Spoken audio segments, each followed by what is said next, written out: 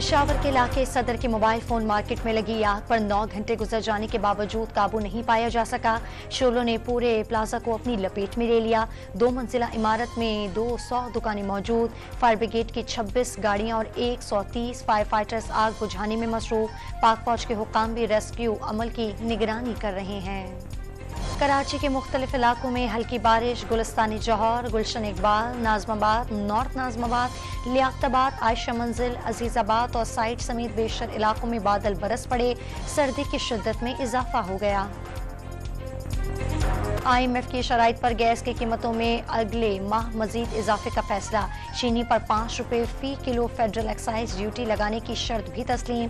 पाकिस्तान में बिजली चोरी रोकने के लिए अलग पुलिस फोर्स बनाने का मंसूबा भी पेश कर दिया। डिस्ट्रीब्यूशन कंपनियों की निगरानी के लिए आज़ाद मॉनिटरिंग सिस्टम बनाया जाएगा। वफाक का FBR इस्लाहात और तंजीम नौ के लिए ऑर्डिनेंस लाने का फैसला। ऑर्डिनेंस के तहत FBR के अफसरान की सवाबदीदी इख्तियारात कम किए जाएंगे।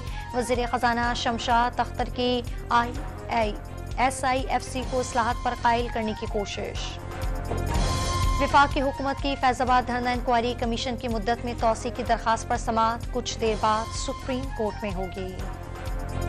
इसराइल तैयारों ने खान यूनिस और राफे पर हमले। नसीर अस्पताल के करीब इमारत में आग लग गई। 24 घंटे में 178 फलस्तीनी शहीद। मजमूई तादाद 25,000 से जायद हो गई। और पाकिस्तान हॉकी टीम मुसलसल तीसरी मरतबा ओलंपिक्स के लिए क्वालिफाई करने में नाकाम। तीसरी पोजीशन के मैच में न्यूजीलैंड के हाथों 2 के मुकाबले में 3 गोल से शिकस्त।